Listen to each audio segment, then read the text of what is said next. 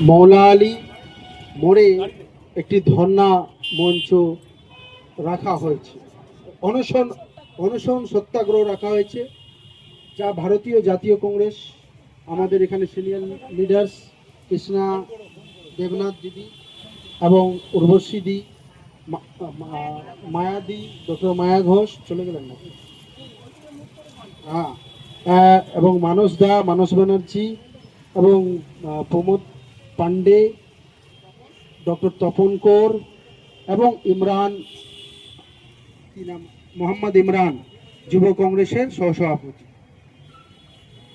তাদের নেতৃত্বে এবং আজকে আমিও উপস্থিত হয়েছি এবং আমরা সামিল হয়েছি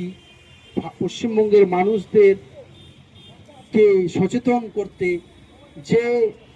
আমরা চুরি অনেক রকম দেখেছি,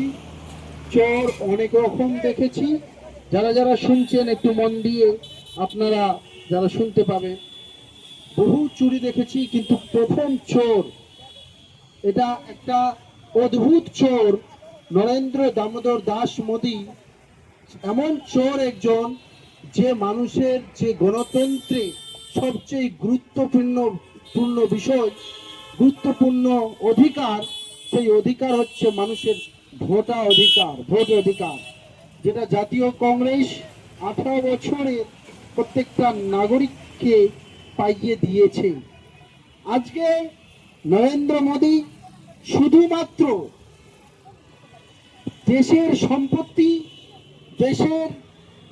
ক্ষতি করে যাচ্ছে না, বরং দেশের সম্পত্তিগুলো কর্পোরেট ব্যবসায়ী, পুঁজিপতি ব্যবসায়ীদের কাছে বিক্রি করে দিচ্ছে এবং ভারতবর্ষের সংবিধানকে জাতি ভারতবর্ষের মানুষদের যে অধিকার যেখানে সুরক্ষিত, যেই সংবিধানের মাধ্যমে,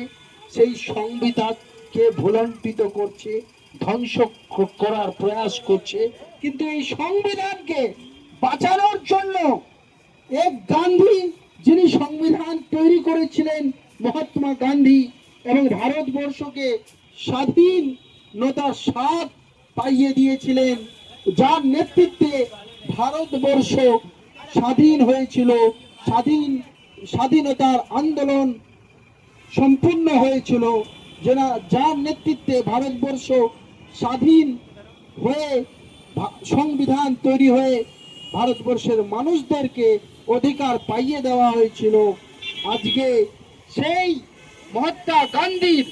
যোগ্য উত্তরসূরি রাহুল গান্ধীজির নেতৃত্বে